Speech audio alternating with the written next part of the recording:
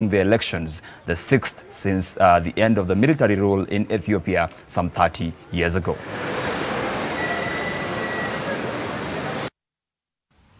Let's now get you into that conversation about side hustles with this story about a police constable. And what started as an investment of 50,000 shillings in a gate welding business some 15 years ago has now turned into a fortune for a police constable in Trans Nzoia County. His resilience has also proven tough as nails during the COVID-19 pandemic as he had managed to stay afloat amidst the difficult times. My colleague Gina Kirori has that story for us. It is hard to pick out Jason Angote as the yard owner, where welding is underway.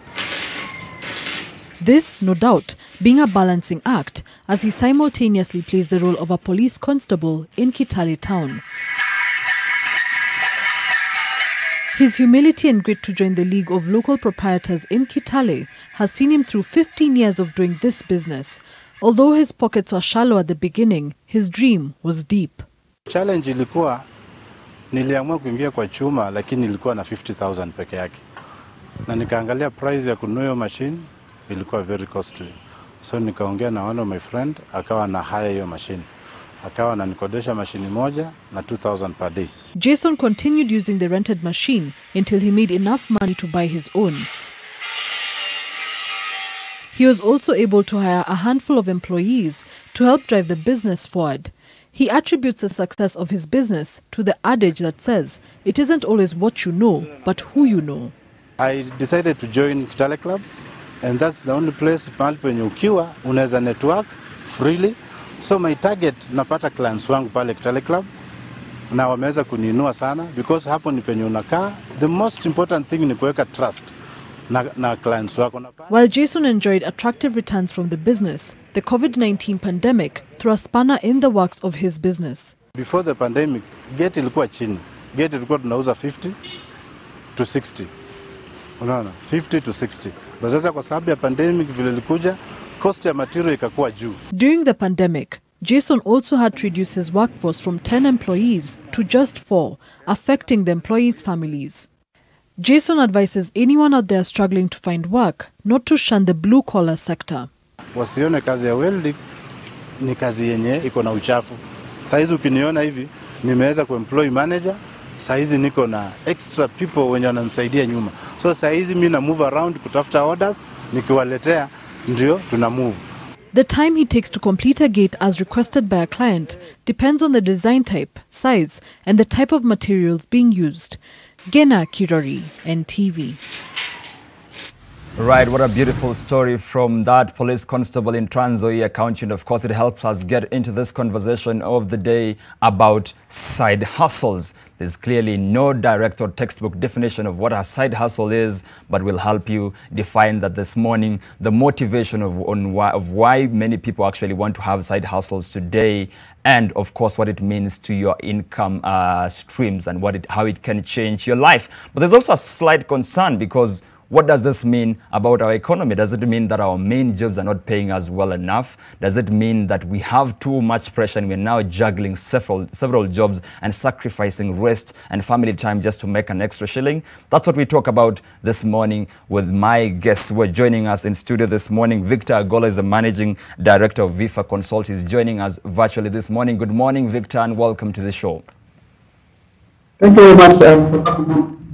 Right, and also joining us in studio this morning is Joram Mwinama. He's the CEO of Sandbox, which is an organization that helps entrepreneurs grow their businesses. Good morning, Joram, and welcome to the show. Yeah, thank you for inviting me. All right, and joining us this morning also are two entrepreneurs who actually have main job, but they also have thriving side hustles on the side. Will they actually at one point in this life make their side hustles their main hustles? They'll tell us in a short while, of course, and that is Nyasha Ngoloma Eve, that is a marketer and entrepreneur. Good morning, Eve, and welcome to the show. Morning, thank you for having us. All right, also joining us this morning is Elsie Eko. She's a nutritionist and also a founder of Women's Delight Activewear, which is a sports wear company. Good morning, Elsie, and welcome to the show.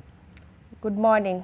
All right, and just before we start that conversation, let's give you some quick statistics that will help you actually understand what we are about to talk about. And this is the State of Side Hustle report, of course, of 2021, I believe, by VIFA Consult. Of course, the Victor is behind this report and is with us this morning.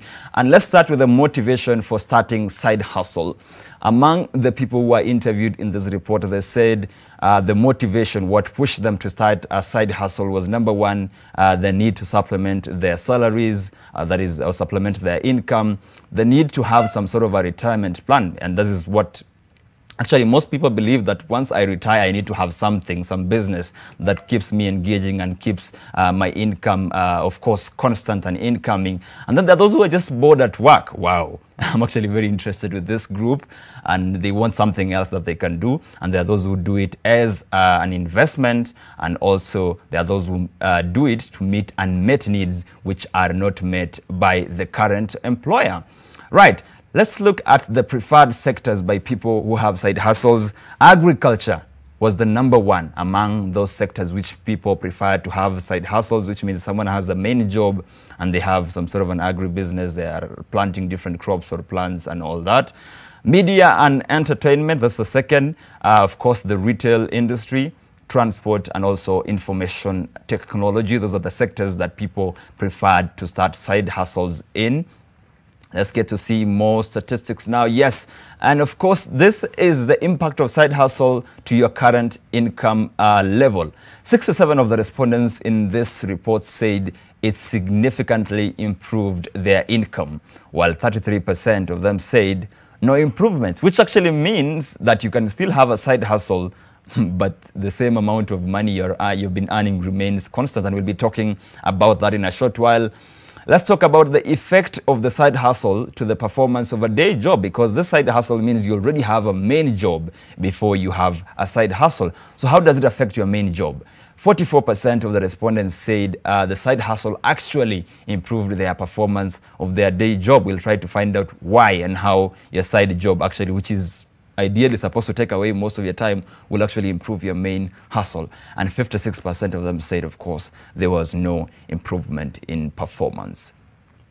Challenges facing the side hustles. This is the list of what the respondents listed as the biggest challenges facing the side hustles. Business management, I'd want to believe this means the struggle to manage the side hustle that you have, of course, started. Access to capital, yes, of course, trying to access capital either from banks or other lending institutions, and the challenge of hiring employees for this side hustle. Remember, you still have a main job that you report to every day, and now you're supposed to be managing another business and hiring people. And then the challenge of market access, as well as taxes, and also cash flow management. Yes, and finally, the VIFA Consult also asked the people who were interviewed in this report what their plans for 2021 were.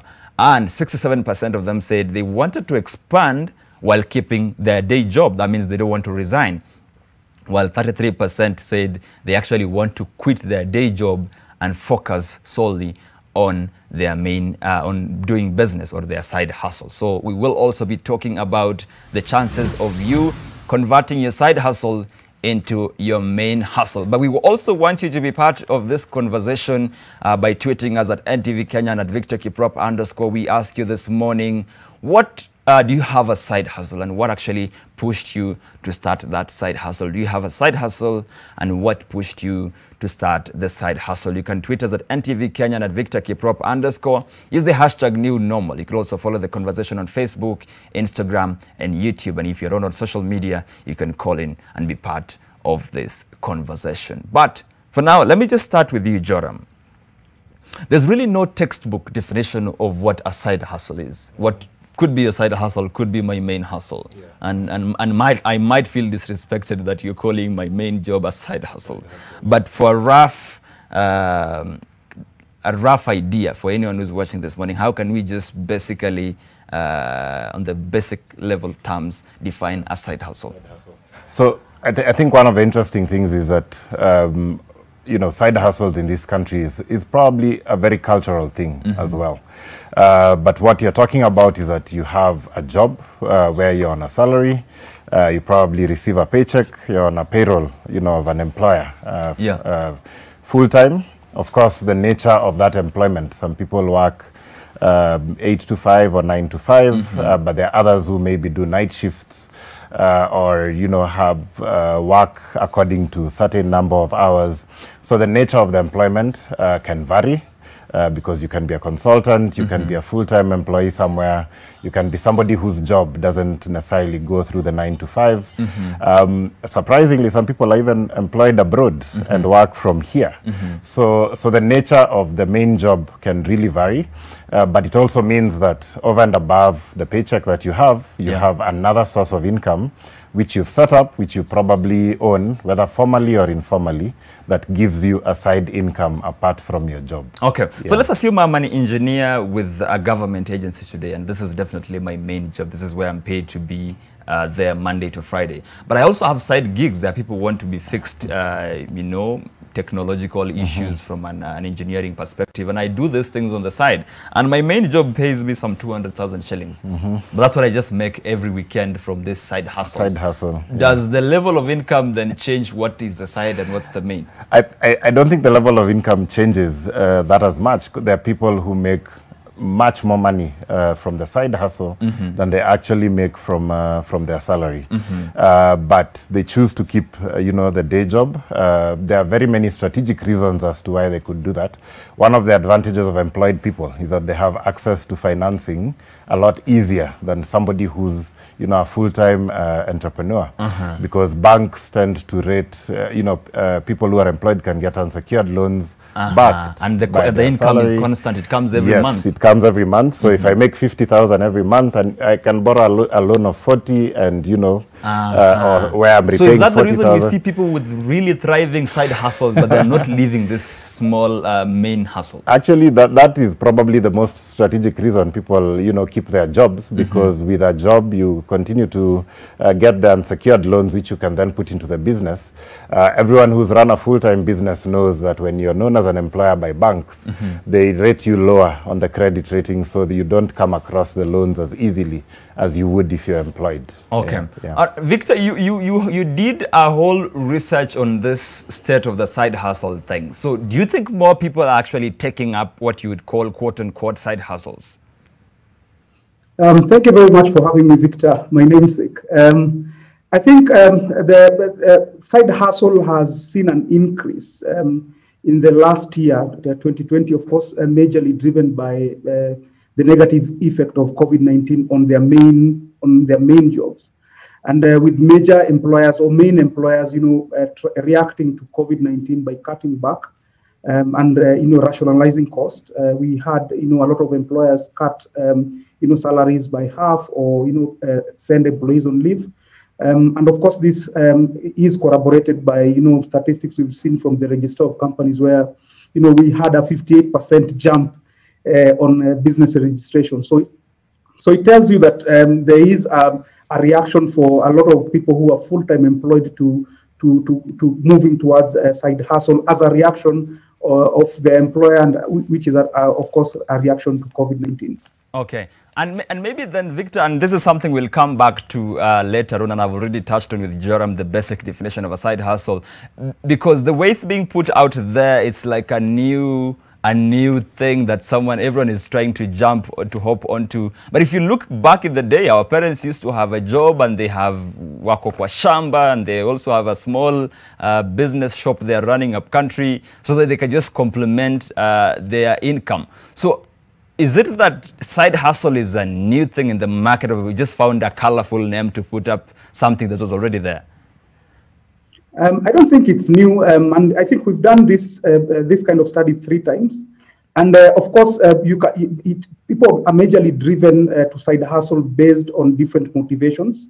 Of course, all of them fall within side hustle. So there are guys who maybe are bored in their workplace. Maybe they have attained a certain degree, and they go to a workplace where they are doing operational work, and it's something that doesn't really pique their interest. So because they need the salary, they would stay there, but would engage in something of a hobby or something that is of interest to them, so that it keeps them busy. Some people, again, because of the nature of the employer, might not be able to give, development and, really benefits outside of salary. So again, side hustle could be an avenue. For example, someone like you who is in the media space, you could move towards being an MC or doing events as a way of sharpening your skill, which would help you as you go back to your main employer. So Victor, there are various you know my boss is listening, right? Of course. And I'm sure they might not be very impressed with the ideas. But yes, now, so there's the issue of the rise of what you would call the gig economy, empowered by, of course, the rise of, digitization. Now you can do a job online. You can do academic writing. You could be, someone who delivers things or operate, become the link between a retailer and a consumer. So do you think this rise of digitization of businesses and the rise of the gig economy has actually helped now more people to actually take up side hustles? So the reality on the ground, if you are to purely look at data and just look at the spectrum in terms of sectors that traditionally a lot of entrepreneurs have invested in, has always been around wholesale retail. So these are businesses where you buy cheap to sell at a margin. The reason why people engage in such is because the barriers to entry are very low, and it's very easy to exit. It requires very little capital to enter into such. So that's where a majority of side hustles or businesses are in. And of course, you're absolutely right in the sense that there is a rise of a shift towards tech-enabled kind of businesses. If you look at it from the bigger scheme of things in terms of the total number of businesses, it's still a very small percentage. But I believe that will grow even as government invests in ICT and innovation, etc. Okay, let me just bring in now the people who are actually in this mix and are actively participating in this situation of having multiple streams of income and what you would call a side hustle. I'll start with you, Elsie. Just talk to us about what you do. What's your main hustle and what's your side hustle, and maybe what pushed you to actually start the side hustle? Yeah, okay. So once again, I'm nutritionist Elsie. So that is my main hustle, which means that I help people look better, feel better, bridge the gap between what they're eating and what their bodies actually require, okay? I might want to gain weight. I hope you can. Yes. Okay. Yeah, so sometime last year, something happened that, I was pregnant for my second baby, and I don't know, it happened that the baby died, and I carried a dead baby for close to 3 months without knowing. So it was in that process of feeling that I would have actually been depressed. So I felt, why don't I just start up something as a distraction? So for me, the side hustle came more of a distraction from my current situation.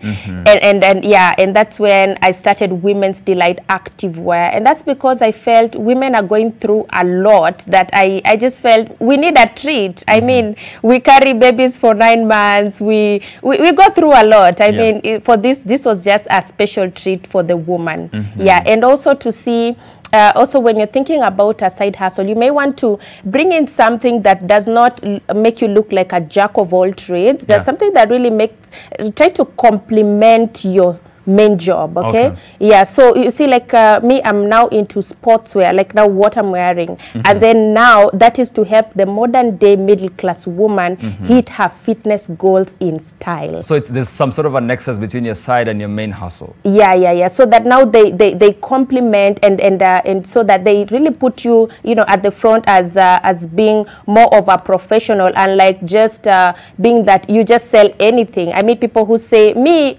whatever you ask, I bring. Whatever you say, I mean, it's also important for you to, find a niche. You understand? Like now, the modern day middle class woman, that is the niche. Okay, and we'll actually come back to the motivation, because for many people, statistics actually shows that they're just trying to bridge the gap between in their income.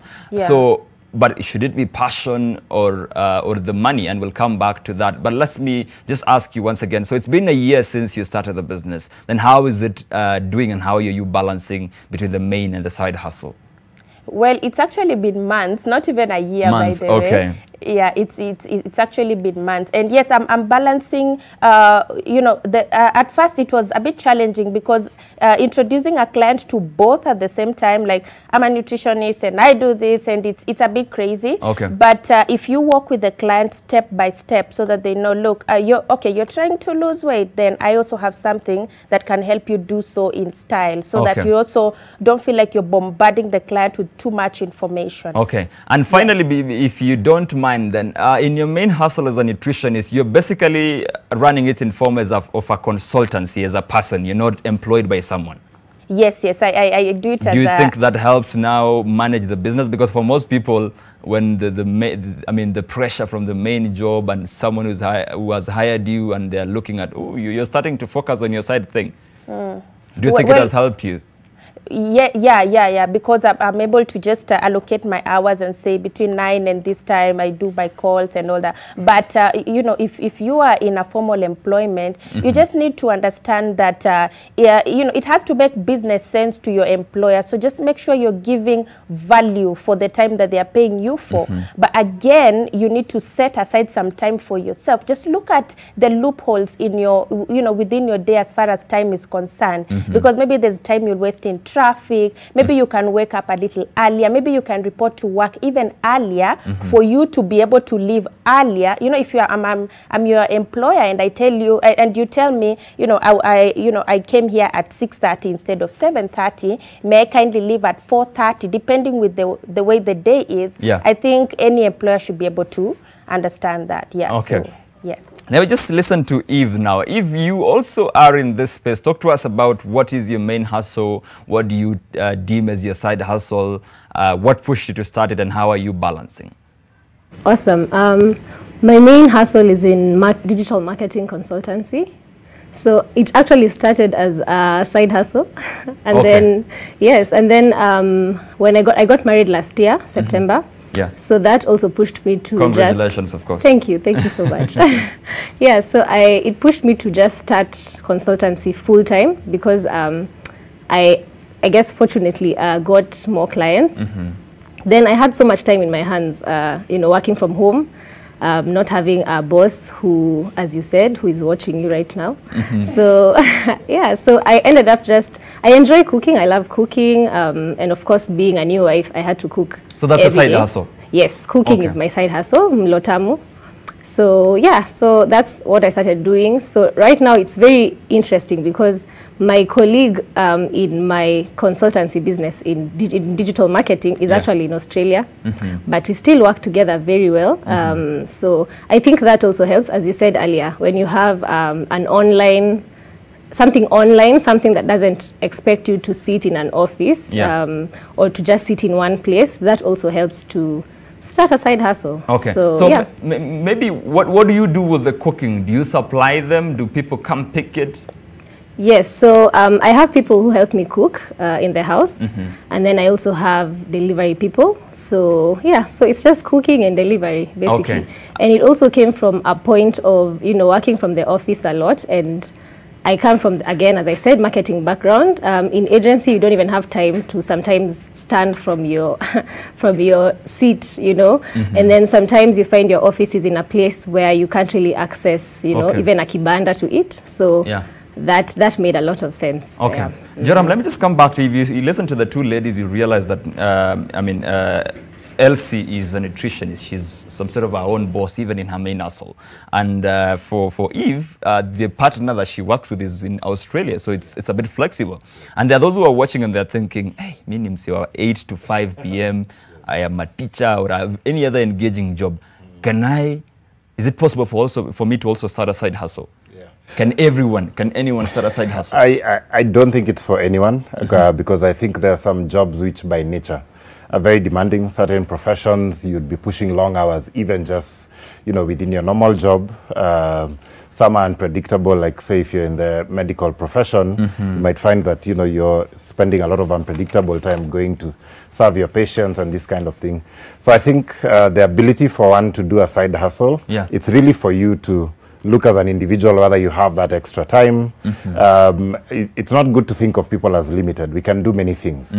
And your side hustle could or could not be related, you know, to what it is that you do in your main hustle. As we said, sometimes it's a creative expression. So I know somebody who's a marketer by day and, you know, they are in a band at night. In fact, we were talking about this yesterday with some friends, where you find people have very unrelated side hustles to what it is that they do during the day. But for them, it's something that brings them alive. In fact, in the statistic that showed that some people improve their productivity, it's because when I do my side hustle, it recharges me and I go back to the office motivated to do even more. So there are times when the side hustle as a creative expression can actually help your main hustle. There are times when it's related. You can help extend what you do as your main hustle into your side hustle, as we've had from the example here. Yeah, so there are many natures of it, but as to whether you can do it or not, it's whether you have that time, whether you have the bandwidth. You know, sometimes if you're married, you have children, you have a job, sometimes you have very little time left to do anything extra. But there are some people who, because their jobs are predictable, they can be able to plan and carry out their side hustle in a way where they're not taking any time away from their main job, and, you know, able to balance, you know, life and the hustles that they're doing. And that is important because for many people, and for quite a good number of people, for them it's just, as you said, to, you know, express something they're passionate in. For instance, for Eve, she's passionate in cooking, and it doesn't affect her. It doesn't, you know, mess with her routine. She still has time for rest and for family. And then there are those of us who, I mean, my income is little. I'm just trying to supplement it. Yes. But there's also a risk with that, because now it pushes everybody, even people in the sphere that you said not everybody can take a side hustle. Yes. You find people working late into the night, really straining, fatigue, and it becomes a health risk. So there are definitely a lot of dangers in side hustles as well. And sometimes, you know, you can start out when it's manageable, but you're very good at what you do and you see that the demand of what you're doing starts picking up and you still have your day job.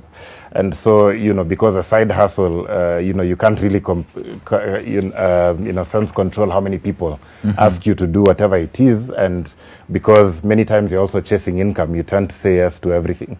So you can find that your side hustle, the time just keeps creeping and creeping and creeping. And before you know it, you're not sleeping. I know of people who've had, you know, to bake the whole night because they're going to work the next day, or there's a wedding coming on Saturday or something of the sort. So you find that now the balance is not there anymore. Because the side hustle is growing, it's taking up a lot of time. Your day job, there are fixed expectations from your employer, and, you know, we are limited as humans in terms of the energy we have. So definitely something is likely to suffer. Either the side hustle will suffer, your clients will suffer in terms of quality or delivery, or you find that now even your energy and productivity at the workplace begins to dwindle, and you find that that's where a lot of employers now fear allowing their employees to get into side hustles, because they're not sure that they have the discipline to keep it going without affecting the productivity at work. Okay, and for me, the key takeaway there is there are things that you must consider before you go into this. Victor, from where you sit, there are definitely things that I should consider before I decide, okay, I'm going to take up this side hustle. So I think different people are motivated differently. I think, as I would agree with Joram, you know, there are people who, you know, would go to side hustle maybe, you know, as a way of letting loose, or just, you know, picking their creative aspect. But I think the reality that we face in Kenya is we have a job deficit. And even the people who are able to secure employment, the salary is not enough. I think if you look at statistics, we see that almost over 70% of people who are employed earn less than 100,000. If you to compare that with inflation and cost of living, it means that basically a majority of Kenyans are struggling, and very few of them have the privilege of going to side hustle as a creative expression. But it's just the reality that I need to supplement my income. And for me, that's the reality that we face. The challenge that we have is the sectors that we invest in like I mentioned, a lot of businesses in Kenya are in wholesale retail. So basically, if you look at that sector in totality, the profits margins are very thin. There's very little competitive advantage. The barriers to entry and exit are very low. Yeah. So it means that you will continue to struggle even as you go into that side hustle. Okay. So I think, yeah. And maybe if I can interrupt you, Victor, then, so are there sectors that are indeed, and for all of us, by the way, very easy to enter and pretty much very flexible, or are there sectors that are flexible, or some sectors can be flexible depending on my main hustle? Outside of passion, and Joram would agree with me, is business is about solving problems. Mm-hmm. It's not just a matter of going in and making a quick cash or making a quick buck and exit. So I think one of the things that entrepreneurs, whether full-time or running side business, must consider is having businesses that have solid business models, mm-hmm. going into sectors that are resilient and can be able to sustain themselves over the long run. We've seen COVID really hit some of these sectors that are not as solid, majorly being wholesale retail.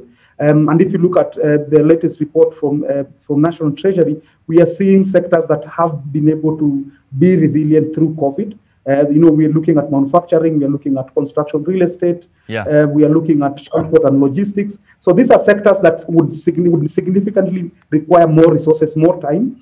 But in the long run, they should be able to give you a good return as compared to your quick fix on wholesale retail. Victor, I'm sure you remember the story of the quails. Was it the quail eggs or but situations where, I mean, a certain wave is just passing around the country and people are like, you know what, starting this as a side hustle, it's very profitable, it's very easy to do, or the greenhouses that you invest and you just sit at home and the money comes. What's the danger of walking in there with the mindset of I just want to make more money without, of course, considering all the factors as you mentioned? That you mentioned mindset. We just concluded a study around the role of mindset and growth in terms of an SME.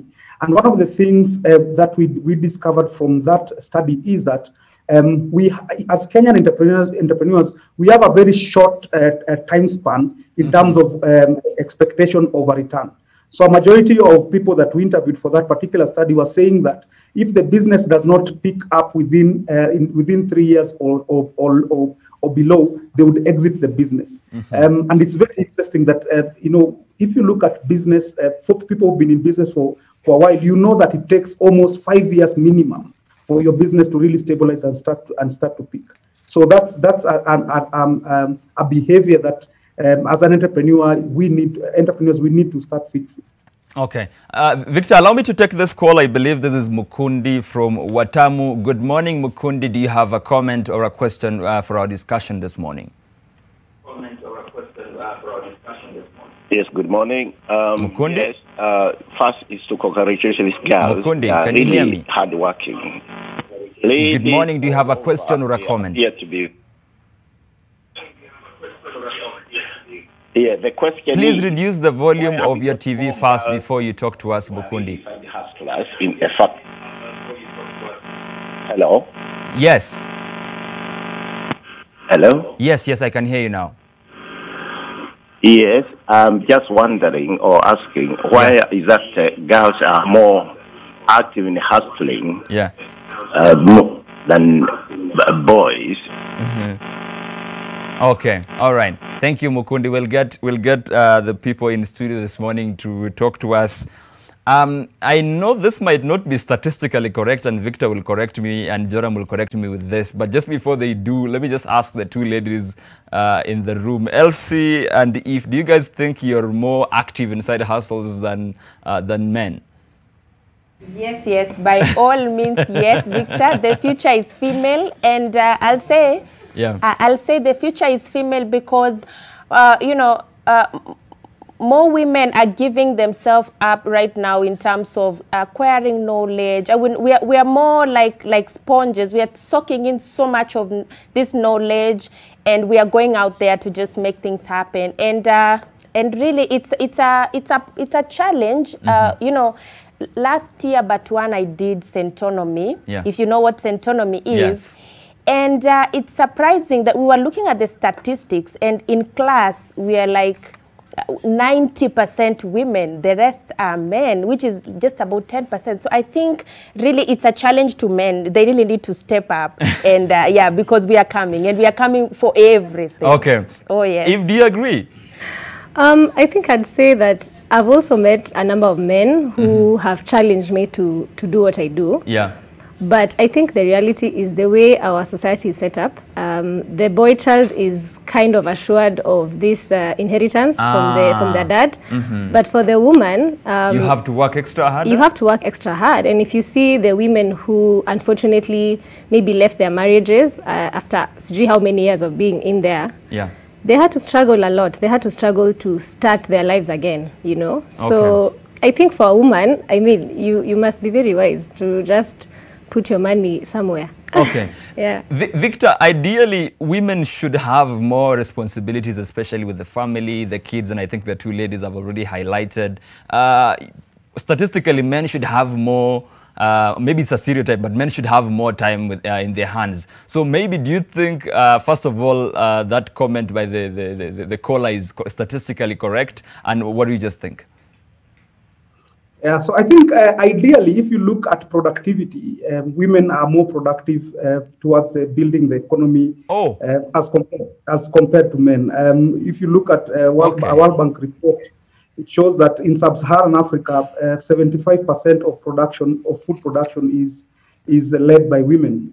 Again, and if you look at the impact of a woman in business, it really reverberates in society. We did a study on women SMEs last month, and we just unpacked the nature of how women use the money that they receive as income from their businesses. If you look at the spending habit between men and women, you'd see that the women would spend more or do invest back in society through social causes, supporting family, etc. And if you have to compare that with men, of course, that's different. So there is that very important role that women play in the economy. Yeah. I think maybe the challenge has been how it's communicated out. I think men maybe have perfected the art of selling themselves, and maybe women sell themselves short. But it doesn't in any way undermine the role of women in terms of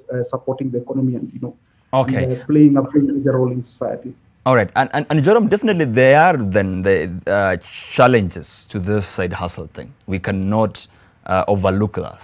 Yes. We cannot overlook that. If I work here every day and my business out there is thriving, it almost sometimes indicates that my active, because I'm always receiving calls. Calls, yes. So first, it's there's an assumption that side hustles thrive. If you look at it also statistically, a lot of businesses that tend either to get registered or started will also die in the first year. And a lot of us will also be side hustles.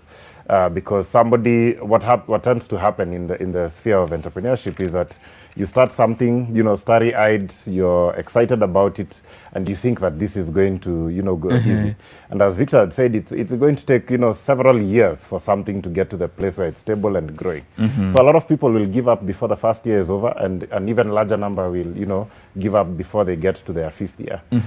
So it's not necessarily that side hustles thrive. So that's part of the myths. It's part of a myth. Those who end up succeeding are people who take time, invest in what it is that they're doing. But come on, it's always sold like a very rosy pictures. Come on, do you have extra hours? Do you want, if you see the adverts on it's always, do you want to make an extra shilling and turn your side hustle into a profitable? I think it's been glorified a lot more than what the reality is. And even in some of the side hustles that we have advised, it's also not very clear that, the money that you take out from your salary to put into the business and what the business makes, whether there is actually profitability that happens in there.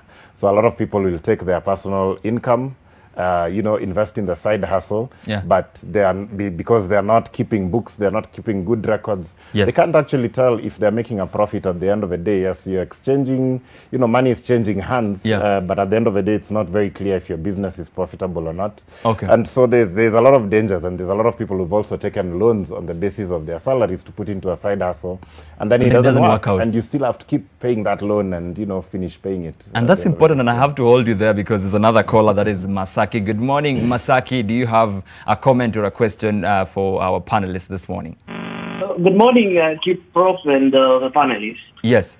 With you there, I really am ecstatic to hear such a discussion done on national TV in the morning rather than the politics that we always That's hear. what we do. I mean, this is a very good a discussion that you're having, and I really appreciate that. Now, having spoken about side hustles, you guys have been really, really engaging on that for quite a number of, engagements. And I felt like I need to chip in and say this. Okay. First of all, I actually resigned from my work to come and do what? Yes. Do my side hustles. But I really feared that I would not really be successful in my side hustles because I knew there was a consistent income every month. Yeah. But now I was headed into another side whereby I am not very sure whether people will accept my, product, services I'm offering and so forth. Having said that, though, this is what the fear everybody has. And I want to speak this to most of the youth actually in the country who feel that it is about employment that will make you successful in your life. Yeah. Side hustles actually do a lot. But first of all, as we get into this side hustle, you have to have a strategy, you have to plan yourself. As much as we say financial is a very big problem that we might be having, lack of capital, lack of enough capital, all those words that we use, but we shouldn't be scared. Yeah. I mean, I'm so happy everybody is doing a side hustle while even they are working for somebody, or of course a boss. Yeah. And the best way or approach I would actually say is, if you're working, please, that job can end anytime. Okay. That job can stop anytime. Whatever you need to do is go and get something you're passionate in. Yeah. Go and start working on it with a little that you can save from your work. And don't wait for a lot of money. Just all right. Move and start doing your side hustle. Otherwise, this is a very nice discussion. I'm really loving it. Yeah. I am already on 3 side hustles. You can imagine after stopping work, where I'm doing digital communication. I'm also doing fashion. I'm selling honey. I mean, a trade of all jobs. Maybe Masaki, before I let you go then, because you mentioned that you have 3 side hustles. Is this aside from a main job, or this is what you do? So I started all these things when I was working. Okay. But all right. When I stopped working, I had to hold them now to be my main job so far. Okay, but 3... coronavirus and many other things. Masaki, 3 jobs in a day, don't you think sometimes it eats out into your time for leisure, for fun, for family, and for rest? Well, many legends or those wise men always say that life begins at 40. Yeah. I don't feel pressuring myself when I'm on my late 20s. Yeah. I'm almost hitting 30, of course. But I said, let me grind during my 20s.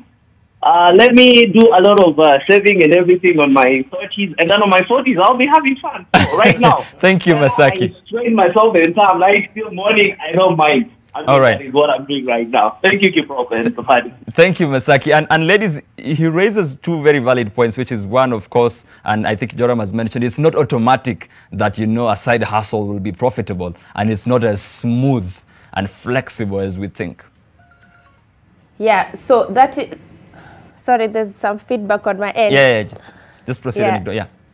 Yeah, so my point is this. Before you quit your side hustle, before you quit your main hustle, like he's saying, you need to think again. And for me, the main thing that I will tell you is you need to really think about an emergency fund. 6 months to 1 year. Think about it. I mean, put aside some money. By the time you're signing that resignation letter in pride just because you made some 10K in your side hustle, my friends, think again. Yeah. Think again. You may need that job. And you see, 2020 has taught us a lot.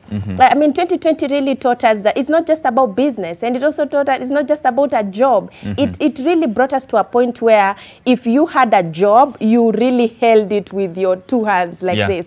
And also, I mean, it also made us know that for those of us that have a job and do not put anything on the side, it was a time for us to now think in terms of entrepreneurship. You are seeing so many people on the roadside opening their car booths and selling. Things were crazy. You understand? So for me, I would say before you walk in pride just because you have a side hustle and you think your employer can't tell you anything, think again. All right.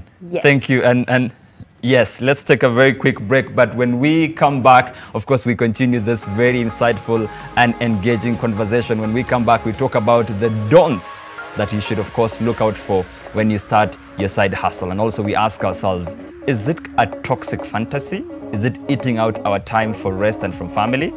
We go for a quick break.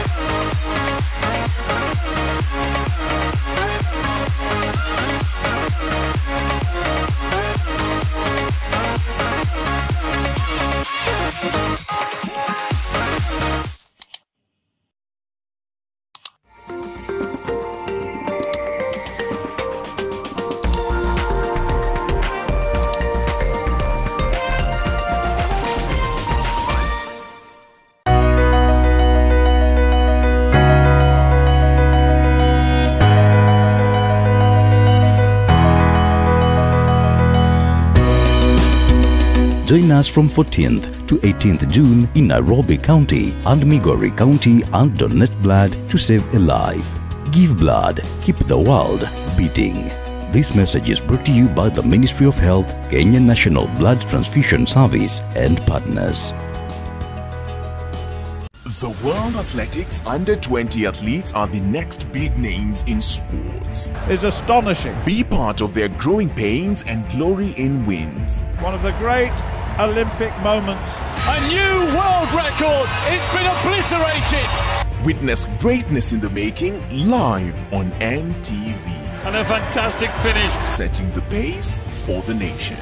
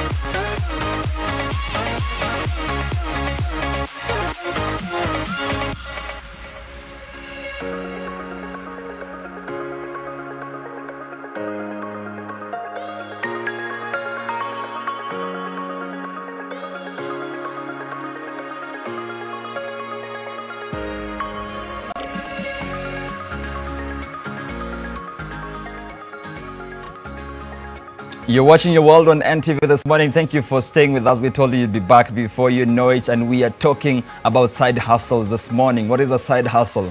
What qualifies as a side hustle? How do you make sure that it does not impact your day job? And of course, this morning I'm joined by Victor Agola. Of course, Joram is also with us, as well as Eve. And of course, And we want to pick up from where we left and get the feedback that we promised you before that break. Let's see what some of you have been saying on social media. Yes. Here's what Emmanuel says. I had, now I don't have. COVID paralyzed everything. What pushed me to have a side hustle? Because I wanted to employ some youth as to make life at least better and be our own boss, later a philanthropist. I think that is very important. Emmanuel, I think Elsie was also touching on that before the break. Let's get to see some more feedback. Karaoke says, rentals. I did this for the fear of devolution and salary delays while I had school fees and other bills to pay. Thank you, Karaoke.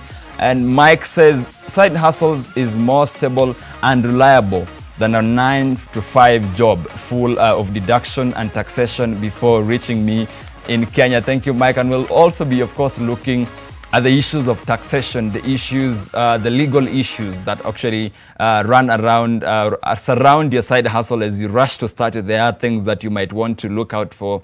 And of course, Victor and Joram will be perhaps highlighting some of that. But Joram, there are definitely things that you might want to also consider, especially if you still love your main job.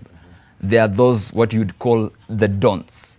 And as I think it's one of the rules of 48 rules of power. It should be something about not outsmarting your own boss. Your own boss, yeah. And there's a need for a balance so that you make sure that you are not giving too much attention to your side hustle than your main job. Yes.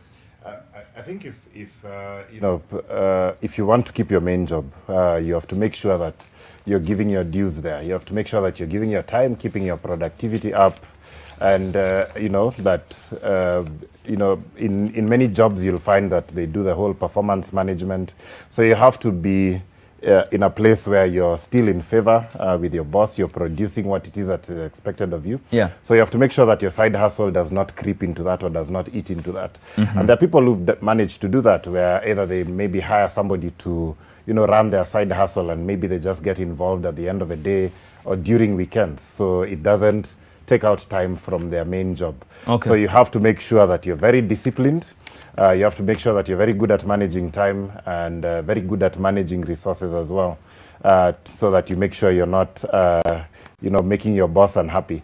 Okay. And I'm an employer myself, and I know a lot of my employees have side hustles. I actually encourage them to do it. But as an employer, it's very easy to tell when the side hustle is beginning to interfere with the main because you can see the productivity drops.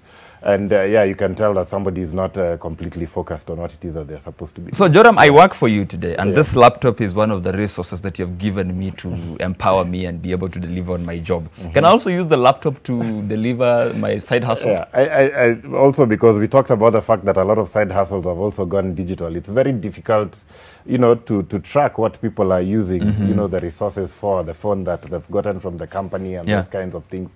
So those now fall back to personal ethics and, personal discipline, because I know some people who have side hustles and maybe they'll even buy a separate computer for it at home and leave it there, a separate phone line, and those kinds of things.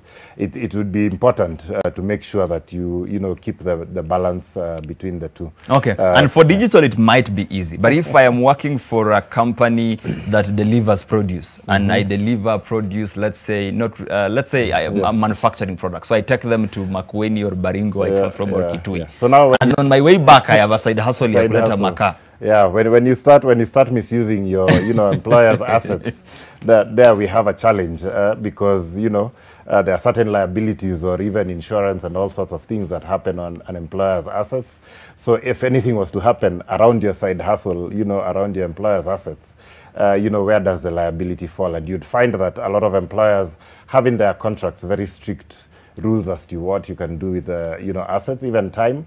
Some employers have non-compete agreements that say if you work for a company, you cannot do something that's in competition with what it is that you're doing, in that particular company. So there are people who sign those kinds of agreements. Okay. So it's important to make sure that you're keeping your contractual agreements to your employer. So Victor, I'm about to sign a multi-million, life-changing deal with my side hustle. I'm meeting investors and people are going to put money in my business or give me business basically for my side hustle. And then at the same time, so my boss is calling me. So the private business, the side hustle is calling, and the main hustle is calling. Which call do we pick, Victor? You must be a very lucky man. But I think fundamentally, if aside from from light moments, is the reality that we have in Kenya is very dire and is very stark in terms of income levels. If you look at government interventions, finance bill, etc., we are really seeing a shrink on disposable income. So I think even as people go into side hustles, I think one of the things that we must realize is a side hustle is a business, and business has fundamentals that have boxes that we have to tick. Yeah. So it means that number one, we need to do our research proper before venturing into business.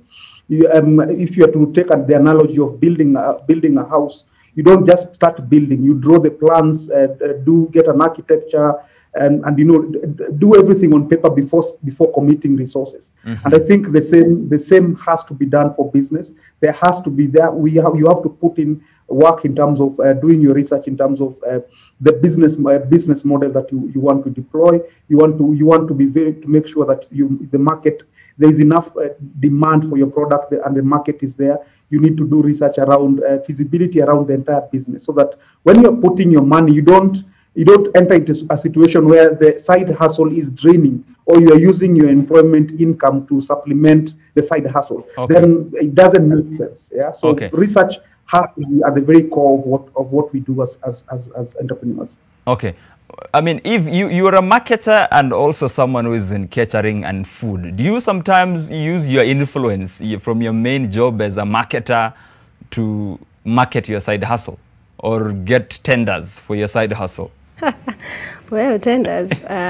Wow, let's pray for tenders. But I think, yes, I use a lot of my skill and what I've learned in marketing to push my catering business.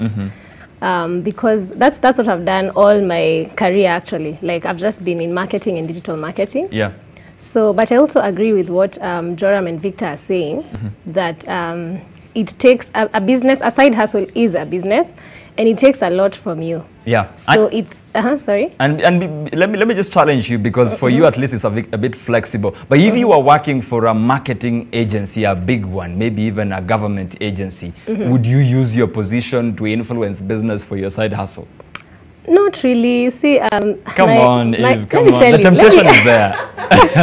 Let me tell you, there's something my aunt always says, that God cannot be mocked. It's actually in scripture. Yeah. You know, God can't be mocked. So you can't also start your business from a place of, stealing clients from your employer, or trying to use, networks for your employer, trying to use them for yourself. You know, that's never a good thing. Plus, the word always goes around. So you'll be known for, you didn't really work, for that business. Okay. You just stole, So that's not something I'm about to to be doing. Yeah. Let me just take this quick call if we can get them to speak to us now. Good morning, James, and welcome to the show. That is James from Oyugis. Good morning and welcome to the show. Do you have a question or a comment?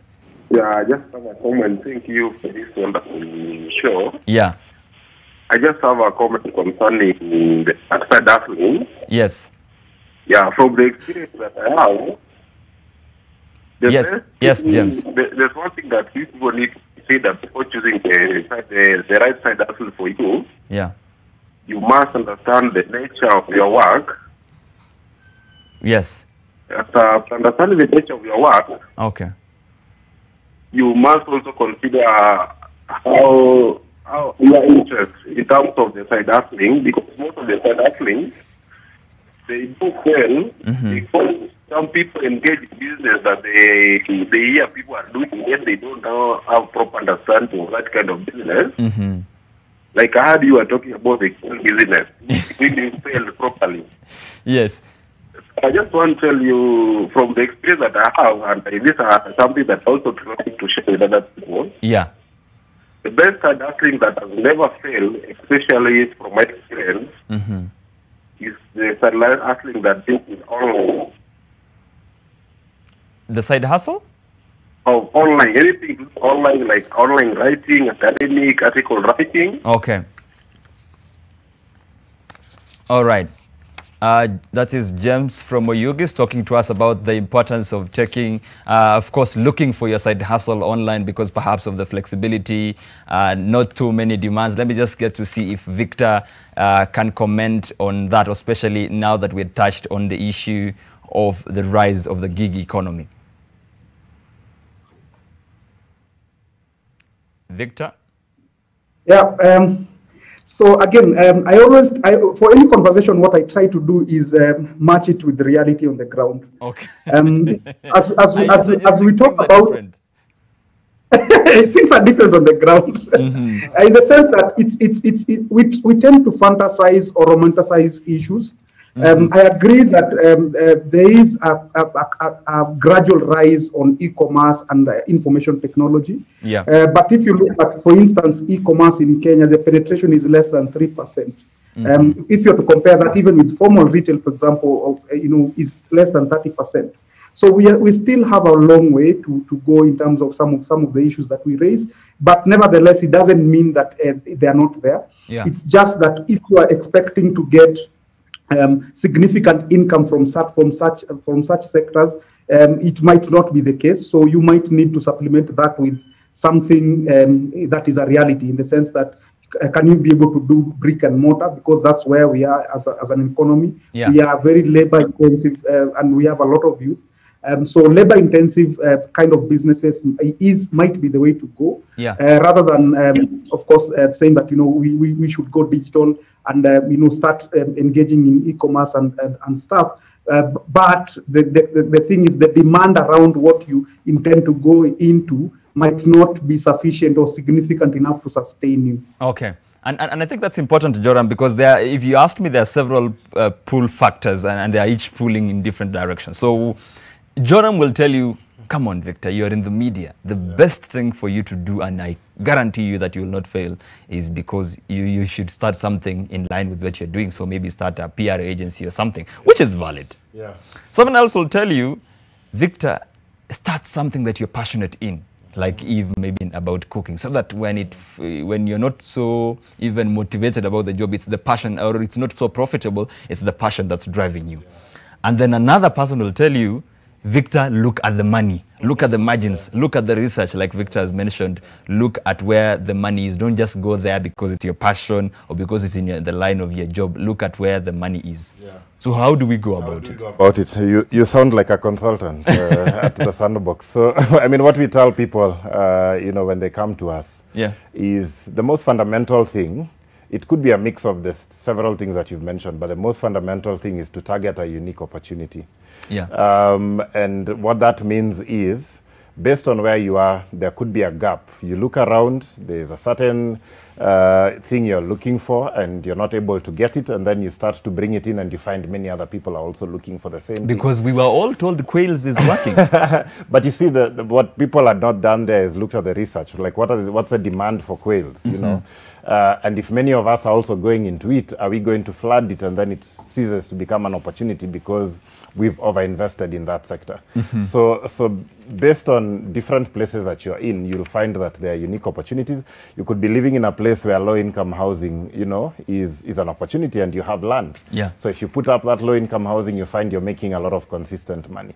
Someone else will be living in a place where there are very few PR professionals. Yeah. And, the demand is very high. Yeah. Like it could be another city in Kenya instead of Nairobi. And they start a practice, and you find that they are thriving. Someone else could be in a place where, despite the fact that you find maybe going into baking in Nairobi is flooded by people, but, if you do it in another town like Nakuru or Eldoret or that kind of thing. So it's always looking at what is lacking, what is underserved where I am, and I have a skill that can, deliver that, and I have the time and the resources to be able to set it up. Okay. So Victor has kept mentioning that, opportunities that are low barrier to entry will tend to attract a lot of people. So where it takes little capital and just, little skill to start, you'll find a lot of people that are jumping into it. But where higher capital is required and maybe more specialized skill, you find that those kinds of opportunities can also tend to, have a bit more profitability around it if the demand is high. Okay. So look for a unique opportunity. Don't just jump into something. Is there a unique, need where you are that you can feel? And then set it up small, start small, and then just grow gradually, and you're likely to succeed better than if you just jump into it blindly without doing any research. Okay. Yeah. And speaking about jumping blindly, Victor, if you can help us with this, of course, you're not a lawyer, but there are definitely legal and yes, there are definitely legal loopholes, or what you would call, is it minefields, that people, we just jump. I mean, it's quail business or it's online writing. You jump into it, you start making some coins kidogo kidogo, and then the next day, the Kenya Revenue Authority are on your door asking for 10 million shillings. So I think, like I mentioned, it's always good to be prepared, whether you're going for travel or whatever venture that you want to do. So even as you look at the legal landscape, I think the onus is on the entrepreneur to do their research, in the sense that what kind of business infrastructure do I need? Do I need to register a sole proprietor? Do I need to open a partnership or a private company? Are there any licenses that are required in my line of business? Just finding out. You know, it's one thing to say that the legal environment is complex or is expensive. Is another to be able to research and find out what are the opportunities that are there. And if it's difficult, then you can raise that as a difficulty. Okay. And I think credit has to be given to government in terms of reforms. If you look at the last 6 years, there has been some significant reforms that have taken place from a legal perspective in terms of supporting business. So that I think we need also to mention that. And I'm asking that, Victor, because you mentioned the issue of sectors that have low barriers to entry. And when this digital thing came in, it just looked very easy. Elsie would tell you that sometimes for her on social media, perhaps it just means setting up a Facebook account for women, I think women active wear, and starting orders and delivering them.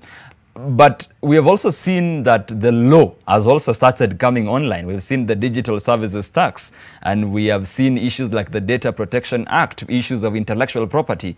So I'm just using your picture to market my product. Kidogo naambiwa that you have infringed on, it's copyright infringement. You're supposed to go to court for 3 years because you used someone else's picture.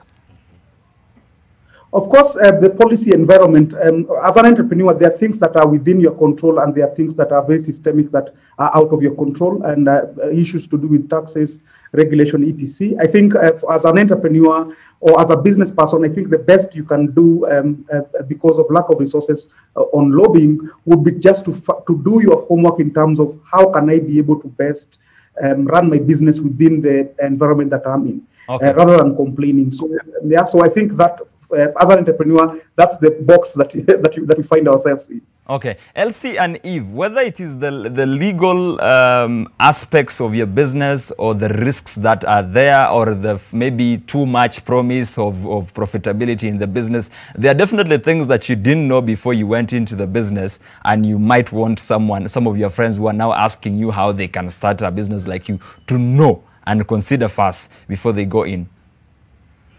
Okay. For me, I'd say that I had to learn the balance between sacrifice and discipline, as Joram mentioned earlier. Okay. Yes, I've had to learn that. I thought I was very disciplined. I thought I was very ethical. Yeah. But sometimes you find that you get a lot of orders on the weekend, and maybe you had already communicated that you don't do that business on the weekend. Yeah. You know, trying to balance, trying to have time for family and all that. Yeah. Then sometimes you just find out that you're not that ethical, and you're like, okay, I'll take it. For someone who, when you talk about discipline, and for someone who loves food like I do, and you talk about discipline and you're in food, all I can think is of not eating the stock.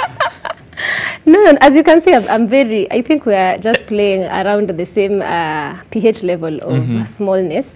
So you can tell that I don't struggle with that, at least that part of it. I don't struggle with eating my stock. Yeah. But yeah, the discipline between, the balance between sacrifice, you know, like where you have to honestly just sacrifice your time and a lot of energy and mental just concentration. Yeah. And then the discipline of just, you know, working on your finances and keeping your books, and then also not trying to do everything by yourself, you know, getting help. I've had to learn to get a lot of help and to ask for help all the time. Okay. Yeah. Elsie?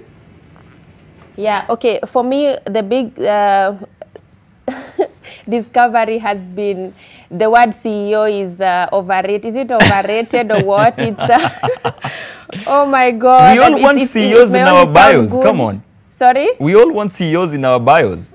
Yeah. So I'm saying it sounds very good, you know, for introduction. Yes. But on the ground, it's crazy, especially as a startup. You're doing everything at the same time, and yeah, just trying to juggle, because as you're starting, you realize that maybe you are not able to afford so many employees and all that. So most of the time you're doing many things. Okay. Another thing that I've come to learn is passion is just a fruit as far as entrepreneurship is concerned. Okay. Yeah. So it's what moves the money needle. Okay. So I'll put it this way. For example, you work here at NTV. You have colleagues who want snacks during break time, or maybe food during lunchtime. Yeah. You're not passionate about cooking, but you know someone who can cook, and they have some time. Your work is to make sure food gets to the employees and you make money. A good example is Uber. I mean, that guy doesn't drive our cars. He doesn't care how we get to our destinations. But he came up with an app that can connect drivers and customers. So I think at the end of it all, what really matters is what moves the money needle as far as side hustle is concerned. And also, when we're talking about bridging, balancing in terms of your main hustle and the side hustle, you want to look at it in terms of what can I delegate and what must I do. And you need to really write it down and say, look, delivery, I don't have to do it. Yeah. Someone else can do this. What is this that cannot move unless you move? Okay. That is what you want to put your energy, your effort, and everything, so that you know where to direct the energy. As far as Joram has said, you can only do as much. You can think you're a superpower, but you get to a point where you have a burnout. It's crazy for you. So I think for me, that's what I would say. And also, for people who maybe do not have a lot of time, think about your YouTube channel, and YouTube is coming up. By the way, we want to learn, the hardships of your day job. Record it for us. We want to see it. I mean, my neighbor is Welcome to my channel. Sorry? Welcome to my channel. Yeah, I know. Yeah, you see, my neighbor is a neurosurgeon. She's a she. And I was just wondering, how do you open up a human being's brain like this, the head, and then you put it back together? I want to see how that happens. We are curious. We want to learn all these things. So even YouTube can be a side hustle for you. And of course, it takes time to really pick up for you to be able to monetize it. But over time, and also looking back, for me, I started a YouTube channel and I'm thinking, when I'm 70, I want to look back and see, what was I doing in my 20s? What was I doing in my 30s? I want my grandchildren to see, look, our grandmother one day was doing 1, 2, 3, 4, 5. You understand? So at the end of it, look at it from a broader perspective and see how this can do. And also, just to also add that sometimes you can do this as groups. You may not be able to do maybe the side hustle alone, but how about teaming up? Last year in October, my friend and I, my friend Beryl, shout out to you, started a chama for 300 a day where we just save our lunch money. And every month, every 6 months, we save 1 million. Every 6 months. We are close to 2 million right now. We started every day, we just save 300, just 300. We're just 20. So you just come up with 20 people and you do that. We're looking at agriculture, we're looking at holiday villas, we're looking at so many things. So sometimes, like they say, if you want to go fast, you go alone. But if you want to go far, you go with people. So you may not be able to do it alone, but what can I do when we are many? Beautiful. That's too comprehensive from Elsie. You don't even know what to add, but let me just allow you to respond briefly before we take this quick break. No, I mean, that's a lot of wisdom coming from there. So I think as we were just saying earlier, when you target these particular unique opportunities, and also you look at the circumstances around you, because like I'm just hearing the kind of capital they are raising, if they were to find a really unique opportunity and, they are able to mobilize that kind of capital. I know somebody, for example, who started out in doing Airbnb, and eventually they've been able to grow and even put up like a facility which is almost like a hotel, and doing Airbnb at scale. So I mean, there's a lot of opportunities, but you have to be very careful. You don't just jump into something without looking at the fact that there's a gap and there's money to be made, because demand exceeding supply is what creates an opportunity for making profit. Otherwise, so you'll just be selling it to yourself. No, you will just be selling to yourself. Let me just take this quick call from Sami. Sami from Nairobi. Good morning, Sami. Do you have a comment or a question for a conversation today? Morning. I think it's a very important discussion that you're having this morning.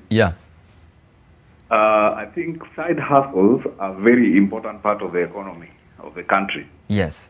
And they should actually be encouraged because they do create employment. Yeah. For the people who might otherwise not have been employed. Okay. I think it's important, even organizations, corporates, should actually support side hustles so that by the time somebody gets into employment, say at age 25, they start putting money aside so that when these people reach the age of 45, they take retirement and now make their side hustle their main hustle. People leaving employment at 45 are much more active than people leaving employment at 55. So the 10 years between 45 and 55, they can actually be doing something important and creating jobs for other youth. And also, because of the side hustle and the early retirement, they will create other jobs in the companies they are working in for youth to take up jobs. In fact, all right. Side hustle is the only way. All right. To remove the problem of of unemployment in Kenya. Okay. That's my take on that. Thank you very much, Sammy. Of course, one of the thousands of you who are trying to be part of this conversation. We encourage you to keep doing that because we are only going for a quick break. And of course, Elsie, Eve, Victor, and of course, Joram are staying with me. When we come back, we sample part of your feedback from social media and we ask ourselves a very important question. Is there a dark side to this culture of side hustling? Before you know, we'll be back before you know it.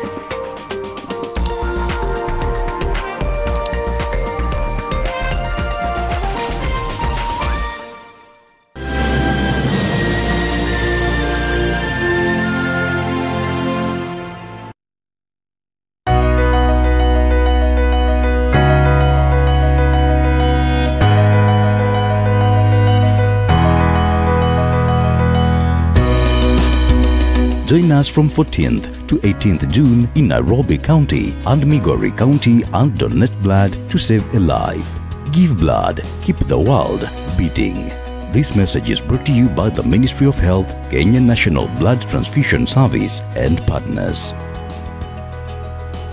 Fresh fried ginger has ginger oil, which is good for a healthy living lifestyle. It combines wonderfully on salads, stir fries, when basted on roasted meat, or simply sprinkled on your favorite dish. Now available in 250 ml, 500 ml, and 1 liter. NTV Jioni, habari za kina, fasaha, tendeti na za kuaminika.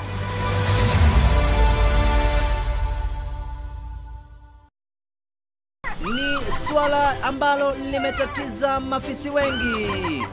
Huenda ikawa anayepiga simu anataka kukula fea ama msupa amejipa kiroho safi. Nduru za kuaminika zimetufikia ya kwamba to get more mafisi, dial *811 *935#. Skiza, Non-Nation. It's one platform where everybody has a voice. If we don't have jobs, if we don't have money, if our business... Hosted by the King of Wit. Do you know the Bible to that much detail? Ama hizi ni zile tu zinaendanishana na dhambi zenye unajua. It's basically everybody's show. Vitamin C ni cassava, shauri ya nguvu. Vitamin D ni dania. Anachakula, anaimba. I have decided. The Wicked Edition with Dr. King Ori and the Guesswork CEO, Kenya Jui. The Kisumu County Assembly specializes in stimulants, to be specific, concentrated coffee. Where humor meets sense. Moses Kuria alinitwanga hapa serious. Soldiers wanakuanga wameka polisi hivi. Mbona nyinyi mkimbiangi mkituona? The Wicked Edition. Every Friday at 7:30 p.m. only on NTV.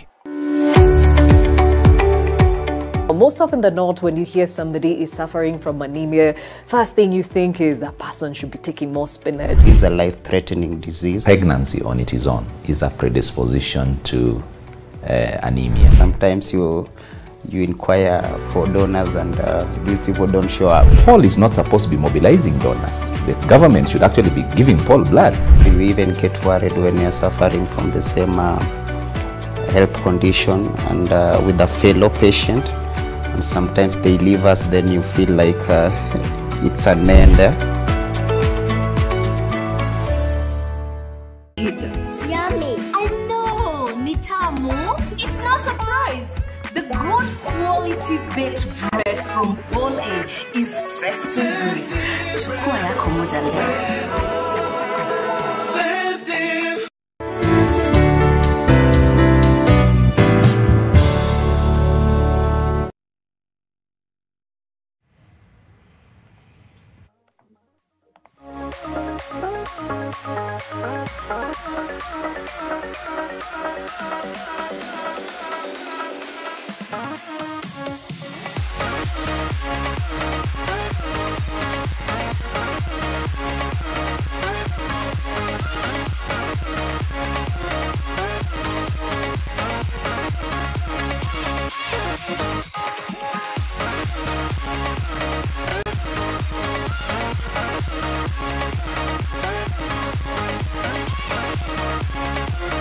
You're watching Your World on NTV. This morning we are talking about side hustles. Of course, this morning with me in studio, Elsie, Joram, Victor, and of course Eve are still with me as we pick up this conversation from right where we left. And I think, Victor, something that Elsie raised a very valid point, and that is often overlooked. You see, in your main hustle, especially if you're employed in a formal job, and let's say you are an engineer, your job is to just walk in and deal with the aspects of your job as an engineer. There's someone who will bring you tea, there's someone who will wipe the desk, there's someone who will do that and do this. Everyone has their own defined roles. But when it comes to your side hustle and when you're trying to nurture it, it happens that, as Elsie mentioned, you are not just the CEO, which is what we put on social media, but you're also the person who cleans the business, the marketer, the designer, the everything, literally everything. Yeah, so it's actually very interesting. I think you have to give yourself credit in the sense of having the ability and the courage to start and run a business. Of course, a business, just like a baby, needs time to grow. There are instances as you grow as the founder, you might be the person who's doing everything. But I think as revenues grow and as your business expands, then you should be able to either seek help to in terms of ability to be able to expand sustainably. Do you need to outsource, or do you need to get someone full time to run different functions? So it's a matter of taking time to grow and growing sustainably. I don't think when you're starting, maybe you have with turnovers of, let's say, for example, 500,000 in a year, you don't have resources to be able to hire people who can be able to assist you. But as your revenues grow from 500,000 to 1 million to 2 million maybe annually, then probably you can systematically be able to increase your team in line with the business. Okay. Even Elsie, I don't know if any of you have been to on a proper formal job before, but sometimes it's clearly defined. Your job is just this one and it's pretty much straightforward. But you're in the business, you are meant to literally do everything, and sometimes you miss that aspect of, si mtu anifanyie hii tafadhali. Yeah, for sure. I think I experienced that a lot because, as I mentioned earlier, I've always been in full-time employment in the marketing world. Yeah. But I think what helped me was in marketing, it's never you just do this specific thing. Mm-hmm. Yeah, you end up doing a lot of things. You end up having crazy working hours. Yeah. So I think that also kind of helped. But also, as I also said earlier, if you're starting a side hustle which is a business, just be ready to be everything. You know, just be ready to stretch yourself. You know, it's not, as Elsie said, you know, it's not about I'm the CEO or, you know, I'm coming to NTV for interviews. No.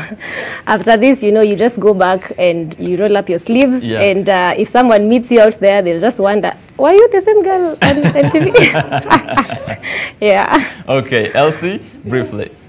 Yeah, well, for me, I have not been employed, like in a formal employment. However, I started off at around 19, 20 years, I started doing network marketing, which I will say, yani, it has helped me a lot. In terms of networking, how do you meet people, the elevator pitch, what do you tell people? I mean, Robert Kiyosaki calls it the business school for entrepreneurs. So if you don't know where to start, I will highly, highly recommend network marketing. And please mark it, it's network marketing, not pyramid schemes. There's a lot in the market. You really need to do your research. And for me, what I'll advise you is look at, do they have a physical product? I mean, is there something that people are selling? That is when we can call it a business. Again, does it have consumable products in a way that there's repeat business? When someone uses this, they'll want it again. So that you use that platform, and especially for young people, to get to learn the fundamentals of business. And the reason why I say network marketing is this. The concept of it is in this way. And if you read Donald Trump's book, the one you know, entitled "Why We Want You Rich," the one that is done with Kiyosaki, and what they're saying is this: the platform of network marketing allows you to be able to learn the fundamentals of business without incurring so many things. Like now what my friend is saying here. Like now as a CEO, we do so many things that in a network marketing company, you don't have to do. I mean, the owner of the company will manufacture the product. They will deliver the product to the warehouse. They'll do the warehousing. They'll do they'll pay employees, they'll do everything, so that your only work is to put the product out there in the market. Okay. So now you can use that platform, and you can even start it as a side hustle, so that you also begin to build some muscle as far as entrepreneurship is concerned through this University of Hard Rocks. And then now once you're qualified, now you can start your own company, because my goodness, I'm here to tell you, CEO is just a name. Thank you, Elsie. And I have a question for you guys from one of our viewers, if we can take that question now. Louise says, how much money is too much to invest in a side hustle? Thank you, Louise, and I'll start with, let me just allow you to respond, Jerome. I don't think you can put a figure to it. One, it's relative to your income, because I'm sure, you know, when you earn a salary, you have a budget. You have rent you pay, maybe you have school fees you pay, and all these other things. So I would also say that whatever you put into your side hustle, make sure it's something that you can afford. Some people will leverage their income and, you know, getting a loan maybe from a bank to be able to set up something, and then they're able to repay the loan from their income. But I would say whatever business you go into, try and make some projections that if I was to make X number of sales, I would be able to make, you know, Y profit that enables me at the very least to repay my loan. And then at some point, maybe when I'm done paying my loan, I can be able to start making a profit. So don't just look at what you'll give as input, look at what will come as the output. If I'm to buy stock worth X, what will I sell it for? And is there a market for it? So if there's a market for it and I'm able to push all these products, then I can see that this is potentially a profitable business that I'm getting into. Now let's get to something a bit tricky here for us, ladies and gentlemen. And this is because Elsie and Eve have really spoken very well about their experiences, and I'm sure there are people who are watching, some have called, and they're really interested in starting their own side hustles because it's beautiful. It gives you extra income. But at some point, we also run a risk of this becoming something that is so popular, and it comes with a lot of pressure. So for those who are, you start yours because you're comfortable and you have the money to invest. But I start feeling, oh God, no. I think ni mimi ndio sijui kitu ninafanya. I need to start mine. And to some point, it becomes like some sort of a toxic fantasy. Everyone everywhere is trying to start a side hustle. So I think there's a lot of peer pressure around side hustling in Kenya, because there you are at the office, And, you know, all your colleagues, you look at this colleague, they're selling something online. And this other colleague does X, Y, and Z. So you begin to feel it's a fear of missing out. Sometimes, like we said, the side hustle may not be for everyone. It's, you know, it's if you can handle it. Because what ends up happening, particularly in Kenya, is that you run the risk. We talked about burnout earlier. When you're supposed to be going on leave is when you actually jump into your side hustle full Exactly. time. So you've worked for a whole 6 months and you've been given 3 weeks. Ideally, you should just take time, recharge. But then you remember, no, those are the two businesses. Yes, that's when a lot of people tend to pour their time into the side hustle. So you find that you're not resting the entire year and you're just going year in, year out without very little time. So I would say even, you know, be mindful as you do that side hustle, that you also factor in time for breaks, factor in time for family, make sure that you're balancing all this, because you could make all this money and then there's no time to enjoy it, or you end up spending all that money, you know, on hospital bills. So there is a dark side to, you know, not taking time off, or, you know, the side hustle taking too much of your time. As I mentioned, there are people who have actually mobilized capital on the basis of their salary and then they lose it completely. And they spend a huge number of years repaying for something that did not pay off. So it's not as necessarily as glamorous as we make it look. You have to be very careful. And I always tell people, take small steps. Don't jump into it, you know, 2 feet fast. Like maybe take a small amount of a loan and try it on a small scale, then see that it's working before you mobilize something bigger. Because there are many things to learn in the process of setting up a side hustle. Okay, and I definitely want Eve to respond to that very briefly. Eve? I think also to add on what Joram has said, I think also just being real with yourself, because sometimes, yes, you started it with passion, but if it's not working, and for real it's not working, don't kill yourself, you know, don't spend all your money, you start borrowing people, you start borrowing banks, you become depressed because of trying to keep up with, you know, appearances. No, like it doesn't work like that. Honestly, if for real you can see that this thing is going to work out, and I think that's why also getting help helps a lot, you know, just getting people in the finance side who can help you, who can look at your books and tell you, this one, just give it 3 years or give it 2 years, I think it will pick up, you know. But if it's not working, honestly, just imagine, just stay in your employment. Just stay in TV and continue reading news for us. Like it's no pressure. Elsie, everyone around me is looking like they are doing something. They look like they have their lives figured out, except me. Well, yes and no. It's about you now sitting down and analyzing your situation. Like Joram is saying, I mean, do I have the time to do this? And if I start it, I mean, will I stay committed to the end? Because at the end of it all, it is commitment to purpose. I mean, that consistency of purpose. You understand?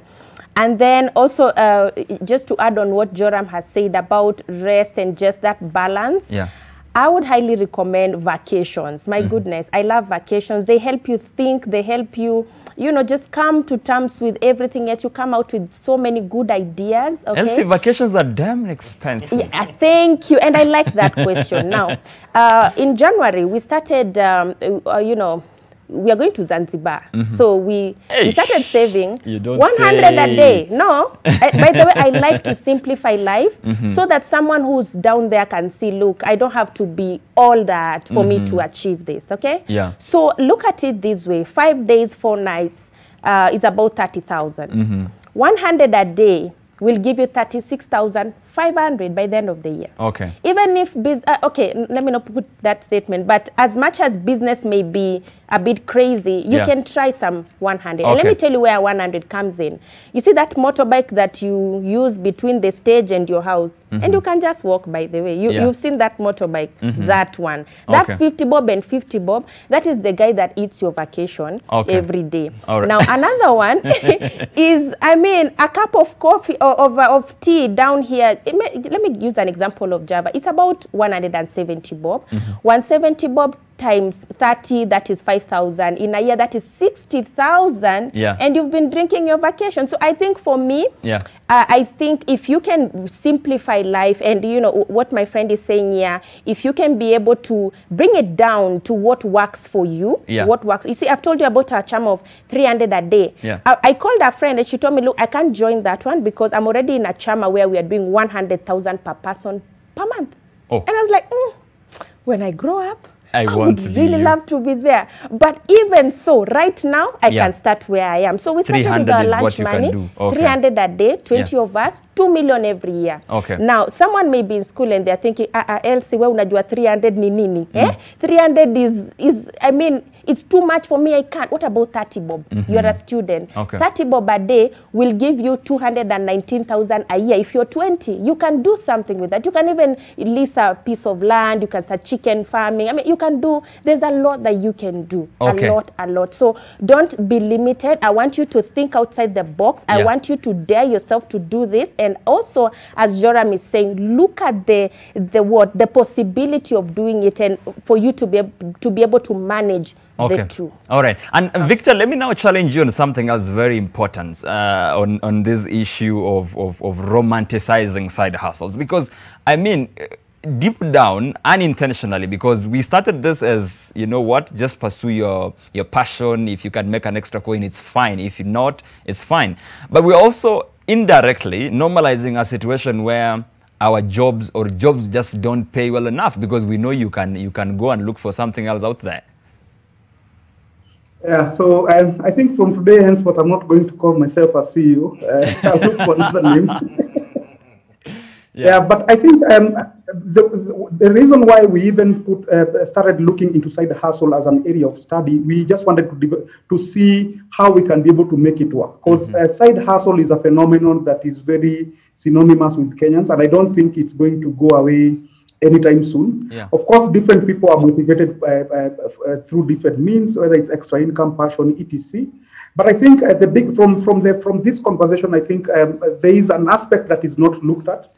When we talk about side hustle, we look at as the employer as the one getting the short end of the stick. I think the reality is that with very low incomes in Kenya, employers have to come to a realization where they have to be able to have very real conversations with their employees. Given that I know that I'm not paying you very well, maybe you're paying you 20,000 a month. I know that's not enough. I know that I'm not investing in your training and development. As an employer, I don't have the resources. Then the question is, can we be able to develop a framework or an arrangement where you can be motivated by doing either your passion, or you can be able to go into side hustle to get extra income. But at the end of the day, the relationship remains mutually beneficial. But I think that's a very important conversation. But Victor, my boss does not have a side hustle. They surely will not be happy seeing me with a side hustle. You are, like I said, instead of trying to copy models or working like a factory, the way we've inherited business models across the years, I think as a nation we need to have a paradigm of sorts, because side hustles and employees engaging in side hustle is something that is there. It's increasing in terms of intensity. Instead of walking out from your employer, I think having a candid conversation around, for instance, training and development. If your employer cannot be able to afford you training and development to improve your trade, then can you, as Victor, engage in a similar line that can enable you to sharpen your skills, so that when you come back to the studio, you are sharper than when you entered the previous day. So as long as it's not as conflicting as such, and conversations can be had on how to do that. I think for me that would be a very interesting conversation to have. Okay, Joram, briefly. Yeah, and actually, maybe if I was to speak to employers, there are companies that are now coming up with cultures that allow their employees to spend maybe 20% of their time on a side hustle. And should this look like an idea that can take off, that company actually invests in it, puts that employee in charge and enables it to grow. Yeah. Because sometimes we find the side hustles people start is because of a gap they saw where the employer was not willing to invest in that particular direction. Yeah. And so, you know, and before I take this very quick call, then there's something else I've remembered, because back in the day when our parents used to work as civil servants, you hear stories of people hanging jackets in the office and then disappearing. So maybe we need to move to a system where we don't pay you for the time you've been here, but we pay you for the value that you bring in during the hours that you're here. Well, there's also people moving towards that performance-based type of thing, and you find that some employees are very, you know, efficient, that they'll do their work within a very short period of time, and then they have the rest of the time to maybe go and, you know, do their side hustle or something, and the employer just looks at the output, and as long as the output is there, then, you know, they get paid for it. So we might also need to look at changing our corporate cultures in terms of just allowing people to be more creative and expressive within our companies, and we can also then jointly reap the benefits together with the employees. Beautiful. Let me take this very quick call from our caller joining us this morning. Good morning, Joseph. Welcome to the show. Do you have a question or a comment? Joseph, good morning. I think we've lost, I think we've lost Joseph right there. But yes, I think we are running out of time and we have to wrap up this conversation. Let me start with you, Elsie. How do we move this forward in perhaps your closing remarks? Sorry? How do we move this conversation forward perhaps in your closing remarks? Okay, so my closing remarks would be this. Just looking at side hustles in terms of the age. When you are in your 20s or maybe 18 to 20, you have a lot of time and maybe not money. So you can offer services. Okay, like you can look at cars and wash cars in your neighborhood and something like that. And maybe just to go back to my teens and early 20s. I mean, I just remember that in school I learned French, and I started just telling people, by the way, I can teach you some French, just some French. And from there, I would get people, and I would charge them like around $50, and I'm still in campus, and it makes you some money. You understand? So look at it in form of that, in terms of you know, giving service when you do not have money to even invest. And also, as you progress with age, you realize now money is there, but time is not there. You understand? So at that point, you may want to offer consultancy maybe, or maybe even what I was talking about, YouTube channel. Can I be able to, you know, do videos so that I sell one-to-many instead of one-on-one? You understand? So for me, that's what I would say. And also, you can catch up with me on Instagram at nutritionistelsie. You can continue with this conversation. Let me know what you're doing. Have you started a chama? Have you come up with some 20 people? We can do this. Can you do 300 or can you do 100,000? My goodness, I am looking forward to that. Okay, Eve. I think as one of our callers said today, you know, just start. You know, if you've done a lot of research and for real you think there's a gap here and you think there's an opportunity to succeed in a specific area, just start. You know, don't worry, don't fear. And also don't, you know, just quit your job immediately without having a plan B. Don't look at what people are posting out here. As I said, you might find me on the road and I might not look the way I'm looking, or I might not be talking like this, you know, so you're sort of suggesting that there are people who, because of the initial success of their side hustles, they're like, me, your kazi, your office. Exactly, and it's so sad because then you burn a lot of bridges in the process, and you never know where you might need this person. You see, like. But Eve, I'm also a boss. You cannot command me the way you want. But you see, you're a boss who still needs these other bosses to succeed. You see, like for my business, if I'm to sell food to these offices, I'm still going back to these same people who I used to work with. You know, I'm still going back to my previous colleagues. So it looks very funny that you left here telling us, you know, I don't need you. You know, I can do everything by myself. And then now again, you're coming to say, please, no, a chapati, please. You know, so I mean, yeah, you need to work together. You need to put God first. You need to pray a lot. And you need to always seek help. Always seek help. Don't try to do everything by yourself. Okay. Yeah. All right. Victor? I think for me is entrepreneurs should take calculated risks, and for you to be able to do that, it means that you need to do about a lot of research in terms of the business that you want to engage in. Seek help. There are a lot of entrepreneurship support organizations in Kenya that can be able to support you. Joram with Sandbox and the rest that are in Kenya. So there is a lot of help. I think it's just a matter of your own personal initiative. One of the sites that I would recommend for entrepreneurs is Kenya Business Regulatory Guide. Okay. It's a portal that has all the information that you need in terms of regulatory landscape in Kenya for your business. Okay. All right. And is this like a state thing, or it's just someone who is out there trying to help people?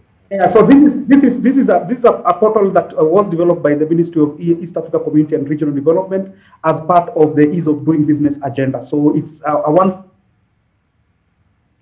Okay, I think we're losing Victor there. Yes, but I think he's... It is a government resource, Kenya Business Regulatory Guide online, and you can find all the information that you need to start a business. It also goes sector by sector and the different institutions that you need to, and the information that you need, to start a business. Okay. But yeah, in terms of my closing remarks... Let me just hold your closing remarks because there's yet another call and I'll not let this one go. Yes, Lawrence from Kericho. Lawrence, good morning. Briefly, talk to us. You have a comment or a question?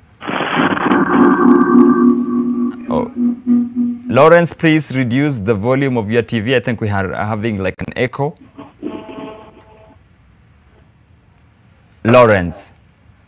I think we've lost him. Unfortunately, we've really tried all we can to have Lawrence with us as well as Julius, but yes. Yeah. I think it's one of our famous athletes where we had the tagline, "No human is limited." Eliud Kipchoge. Eliud Kipchoge. Yes. And when it comes to Kenyans, I really do think we are very, innovative, very hardworking people. Mm-hmm. I interact with so many entrepreneurs at the Sandbox that just tells me so many people are doing so many amazing things. You'd be amazed the kind of ideas that come. So just encouraging people that, if you think you're the kind of person who should take up a side hustle and your job can allow it, is there a unique opportunity that takes care of your skills, sometimes your passion, and you're sure that at the end of the day when you invest in it, you'll make some money at the end of it. Okay. As Victor said, take calculated risks. Don't just jump into something without doing some research or trying it even out on a small scale. But the opportunity for creativity and the opportunity for, creating value through whether it's main hustles or side hustles is great. I know a lot of people, like the gentleman who called in, who start out with a side hustle, and it ends up becoming a very big company down the line, and even something that you can do post-retirement. Okay. So there's definitely a case to argue for starting a side hustle and carrying it out successfully on the side. And I've just remembered there's a guy who mentioned that he has 3 of them. 3 side hustles, yes. So in between there, for me, I also have to remember the fact that somehow the time between work and leisure and family starts becoming a very gray line. Yes, definitely. And it is possible to become, because what tends to happen is that as a business begins to grow, sometimes, you start chasing down the business because clients are, asking, and there's demand and there's money to be made. But it gets to a point where you need to start becoming very disciplined and structured. Yeah. Also delegating, hire other people, share shares. Don't make all the money by yourself and kill yourself. Yeah. But create jobs and have other people who do it alongside you. Yeah. And you can be able to take time off and go on a holiday while your staff team, continue to run things. And it can be a win-win situation. And Elsie has already mentioned that it's not too expensive to go on a holiday. Victor, just wrap up. I think we lost you when you were trying to finish up. Yeah, so I was basically directing entrepreneurs and SME towards a site that I mentioned has been developed by the Ministry of EAC and Regional Development. Yeah. That of course piggybanks on the Ease of Doing Business agenda in Kenya. So it's KenyaBusinessRegulatoryGuide.com. It's a portal that SMEs at different stages of their growth can be able to access the different regulatory or support agencies that government has, and they can be able to navigate regulation very easily through a one-stop shop. All right, many thanks. Of course, Victor Agola is the managing director of Vifa Consult. I have to give a very major shout out, of course, to my guest this morning, Elsie Ako. She's a nutritionist and CEO of Women's Delight Activewear, which is just a company that manufactures clothes, I believe, for sports for women. And you can, of course, find her products on social media. And she has been brave enough to tell us a story, how she balances the side hustle versus the main hustle, as well as, of course, Nyasha Ngoloma Eve. She's a marketer and entrepreneur, and of course, in that bit of an entrepreneur, she of course prepares food and delivers, and she's also been brave enough to share her experiences, as well as the two gentlemen, of course, this morning. Victor Agola is mentioned, is managing director of Vifa Consult. Vifa Consult is an organization that helps small and medium enterprises, as well as Joram Mwinamo is the CEO of Sandbox, who is also, once again, just like Victor, involved in helping entrepreneurs take their businesses to the next level. Oh my God, if you tell me you didn't enjoy this conversation, the problem is not us.